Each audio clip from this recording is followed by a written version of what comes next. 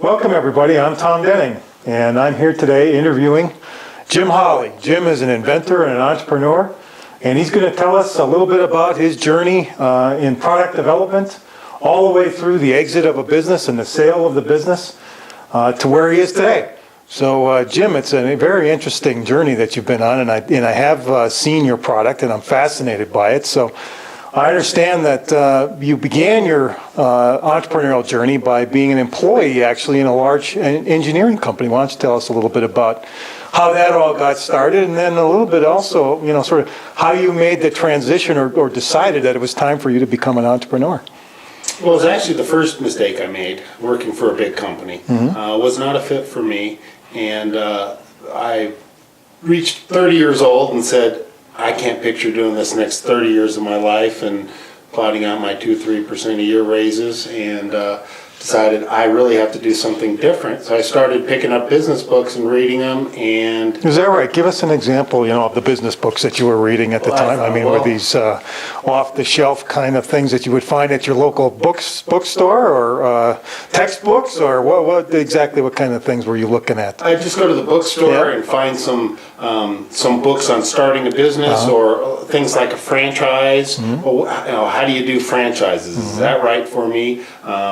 What types of businesses are out there? Learning the basics of business. I became kind of a sponge on learning that, and realized I had kind of a passion for that. Had you ever taken an entrepreneurship course in college? No. So you were reading your way into entrepreneurship. Yeah, is there any book that had a particular impact on you? No, actually, after reading them all, I said, I spent so many years in college doing engineering for a large company that I didn't want to throw all that away. So I decided to do something that was reasonably close to that. So I kind of took the information I was reading and said, well, it's too far from what I'm doing, and I will develop products, because that's kind of what I've done, and I've had ideas, and that's kind of where my talents are. So I'll do that while I keep my day job. So you were trying to make a safe transition. So rather than just taking a leap and quitting your job and starting entrepreneurship, you do like a lot of people do, is they continue to work their day job while they dabble with their entrepreneurial ideas during the evening hours. Right. I didn't have the guts. Right. And were you married at this time? Did you have a family and kids? Because a lot of times, once that starts and you have house payments and everything, it's pretty hard to make that leap. Right. Matter of fact, my wife, I'd been married for 5 years or so before I brought this up to her, and she thought, well, I'm marrying this safe engineer that's going to work here the next 40 years of my life, and I can plan out our life, and it's safe. And we just had a new baby girl, and everything's safe. Wow. And I went to her and said, I just can't do this the rest of my life. I have to find something. Oh, I'll bet you took that news real well, right? Yeah, it wasn't so warm in the beginning. Yeah. But I had a real passion about it, and as long as I went about it in kind of a safe way, she was with me. So let me ask you, did you have any entrepreneurs in your family? Was there anybody that was sort of a role model for you, or? No, matter of fact, my dad was in the aerospace business, and that was a good life for us, and said, your dad was put food on the table, and that's what you do, and that's kind of why I went into it, thinking, well, this worked for him, it'll work for me. So you kind of followed in your father's footsteps in the engineering field, and not really thinking through what I wanted to do with my life. So how long did that period go on where you were kind of working on your day job and thinking about the product development process? I would say I started to think about it for a year or two. Then I started getting serious about it. I have to do this, or else I'll be really unhappy. Were you getting excited about what you were finding? In terms of ideas that were coming to you to, start your own venture, or product ideas? Or was there anything that really or was it just sort of dissatisfaction with the job environment? It was dissatisfaction, but along the way, unlike everybody else, where they said, gee, I had this great idea and I did nothing with it. And so I had a couple of those, and I had one that I thought was good, and I took it to the step where I actually walked up to somebody and said, I thought about doing solar landscaping lights. And solar lights. Boy, I've got a couple of those in my backyard. Right. Yep. And I went to somebody that I thought knew something about solar, and I go, all these wires and all this stuff, why can't you just do solar, little solar panel, and put them anywhere you want? He said, you'll never get enough power to do it. It'll never work. And I said, okay, I'm done. And then about 5 years later, I'm at Home Depot, and I said, oh. They're everywhere. They're everywhere. Yeah, that's right. And so there was a couple of those moments along the way that kept me going. And when I finally said, I'm going to come up with an idea and I'm going to bring it as far as I can, I started saying, okay, I started really focusing on it and writing down a list of ideas. Okay, let's get into that, because as I teach entrepreneurship, I run into a lot of entrepreneurs who have more ideas than they could possibly do in an entire lifetime. How did you begin to narrow it down into something that you could actually bring to the marketplace? I assembled a list of 10 ideas. Okay, and how did you come up with these ideas? I mean, were they just something that you'd been thinking about for a long time?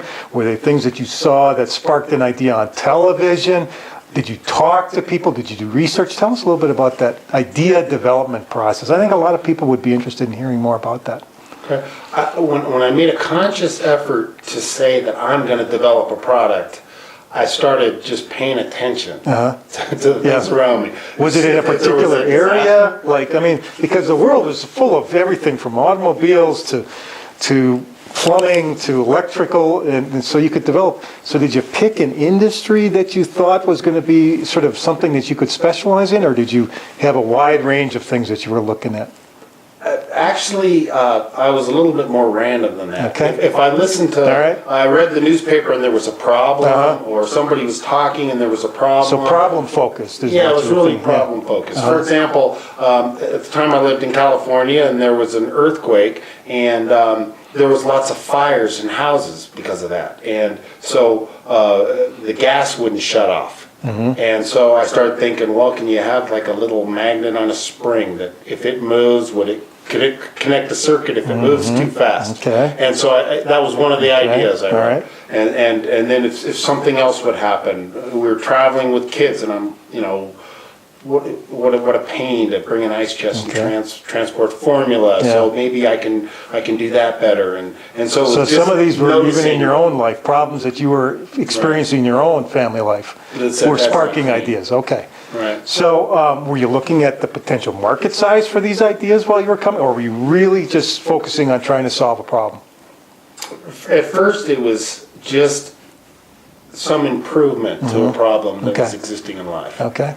Matter of fact, I had one idea on single garage doors. Maybe you could attach the two so you could have one garage door opener. And then, you think about that for a while, and you're like, no, what's your market? Yeah, okay. So it started to enter into the thinking after you identified a problem. And you're an engineer, so you could think about whether, at that time, you probably could tell whether or not it might be feasible, in fact, to create a solution, right? Right. I mean, you're not going to invent perpetual motion machines or something like that, right? You were thinking about what can feasibly be done. Okay. Right. So you had that list of 10.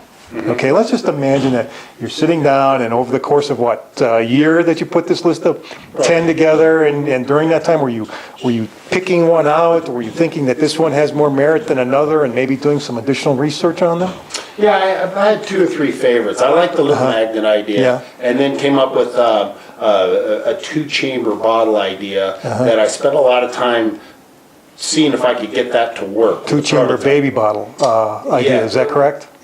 Yes, for powder formula and water, because we were traveling with our little girl, and we bring an ice chest, and then it's an ice cold bottle, and you have to warm it, or else you're bringing 2 containers, and she's screaming, trying to mix them and find the different containers, and you got to bring a big bag with you. So that was, how can you prepare formula and water ahead and bring it with you? Right. And so that was one of the ideas that I really and that's the idea we're eventually going to focus on a little bit more. But the interesting thing is the problem was right in your own family. Right. It was right there, and it was something that you needed to think of a solution to, because you know that there's families all over America that are experiencing the same thing. Upset with that one problem as well. So let's get down to sort of narrowing this down, because you can't get started unless you get it down to an idea that you can push hard enough to see whether or not it can actually make it into the marketplace.